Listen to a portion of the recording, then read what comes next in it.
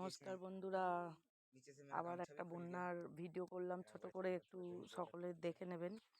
আর এই যে সব দেখতেই পাচ্ছেন বন্যার পরিস্থিতি, একদম সুদূর কলকাতা থেকে মা গঙ্গা আমাদের হুগলি জেলা খানাকুল গ্রামে প্রতিটা বাড়িতে বাড়িতে এসে পৌঁছে গেছে।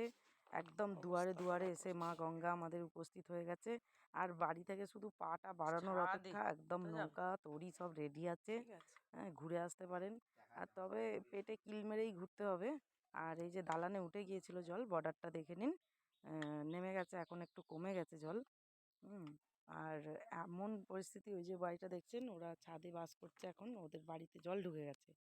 হ্যাঁ, আর এই যে প্রত্যেকটা গলিতে গলিতে একদম জলে ভর্তি, জলে পরিপূর্ণ হয়ে গেছে একদম।